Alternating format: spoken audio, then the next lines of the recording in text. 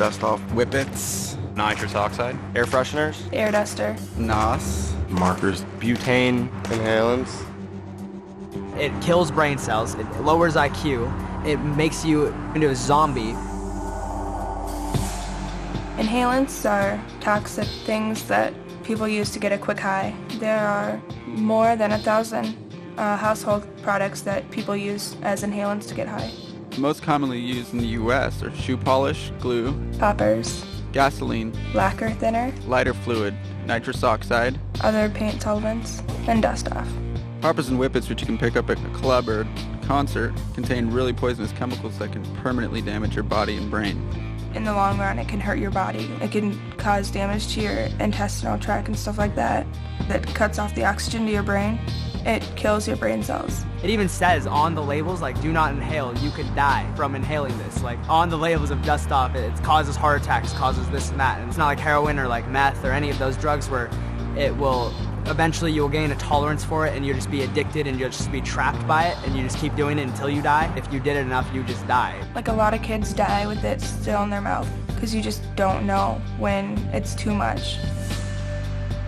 I did the whippets, I did like air freshener cans. Like dust off for like computer equipment and stuff. Spray paint in a paper bag. Inhale it through a shirt because you don't want the Freon to get in your throat. With the whipped cream, you just push the top part and inhale the air when the whipped cream comes out. People put it in a balloon and you inhale it, exhale and re-inhale it through the balloon. Or you could just like huff it straight out of a can or whatever it came in.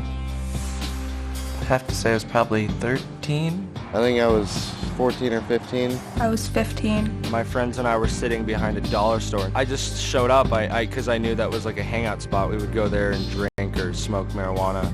And they were all sitting around a circle just inhaling butane, like lighter fluid. I was like, what are you guys doing?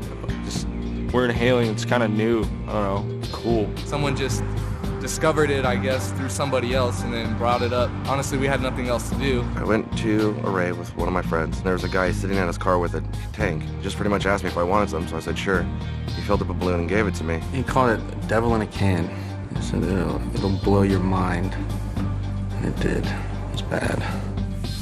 After I did it the first time, it only took maybe 2 to 3 days before I started doing it again. When I first started doing it, it was like really exciting, so spent another hour or two just going through all the different cans in the house. What's so addicting about it is you just feel the rush instantly.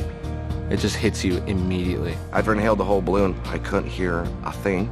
All I heard was wah, wah, wah, wah in my head. People were talking to me, but I couldn't make out a single word. I'd want to do it right away, again, because the high would go away so fast. For 20 seconds, you have a false happiness. So you want to get right back into it. The whole goal is to be high, so you just do it, like, want it right away again. I wanted to do it again. So you have to keep doing it over and over and over again. I was doing it every single day. I was addicted to it, for sure. I passed out. And me and my friends passed out a lot. Been passed out for quite a while, like a few minutes, 5 minutes. I passed out in my house a few times. Pass out and I was just in bed. I'd pass out and I'd wake up every 10 minutes or every hour. And as soon as I'd wake up, I'd search for it. And I'd do it again. And I would do it to the point where I would pass out every single time on purpose. When you pass out, you wake up and you don't remember what happened. You have like no sense of thought, so you tripping over things and always ending up hurt somehow, falling, shortness of breath, like it would make my chest hurt after a while. When you're coming down off of it, you get a foamy mouth and everything tastes weird. I'd get sick when I came down off a high. My stomach would hurt and I'd have a headache, feel really lightheaded. I couldn't even see. I would just focus on the ringing because your head will start ringing. It's not like you could read a sign or go get a glass of water. It's just like you had to sit down and just wait for it to stop. I would almost say like paranoia, confusion. And depending how much you do, you get really nauseous. I just felt completely dead. Like I knew I didn't have any brain cells left. Probably the worst migraine you could ever have in your entire life, where it feels like your brain is bleeding because it's hurting so bad. It's like, that's it. Until it's over, you're just a vegetable. So it's kind of like a never-ending cycle to where you'd be,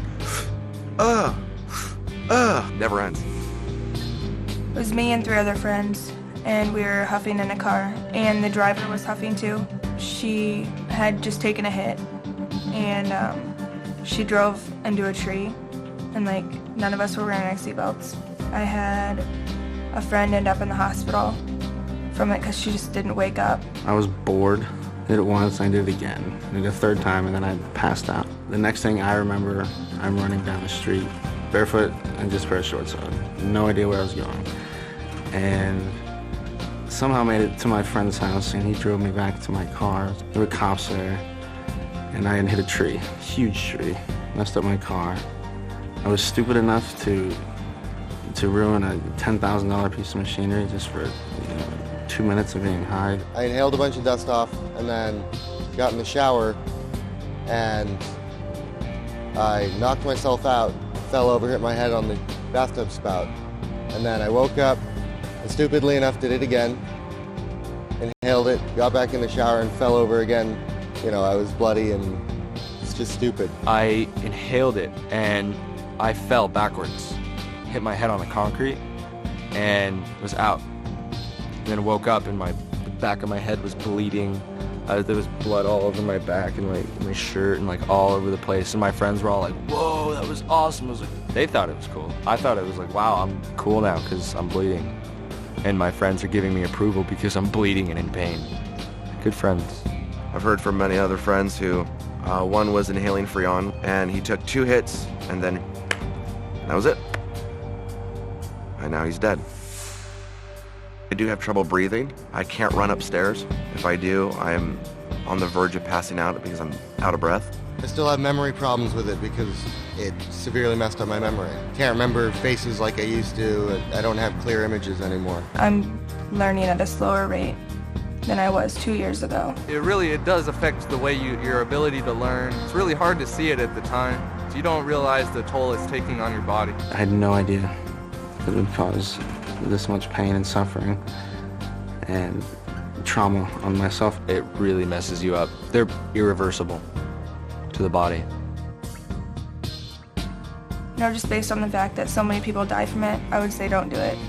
Because it's not worth losing your life over, a 30-second high from a $5 can of compressed air is just not worth all the trouble that it causes. Well, it would have been nice to know a lot more. I wouldn't have done what I did. Basically not worth it. I've seen people die. I've almost died myself a couple times. And just for that quick euphoria, there's so many better things in life. It's all fun and games, but it's really dangerous. Kids dying from it with the can still in their hand. There's no point to it. It's really dangerous. It's probably more severe than some of the most dangerous street drugs out there. I mean, all you're doing, in the time you're doing drugs, you're destroying your life, you're destroying your body, you're destroying your soul. But during the time, you think everything's fine. But that's completely false and fake and not true.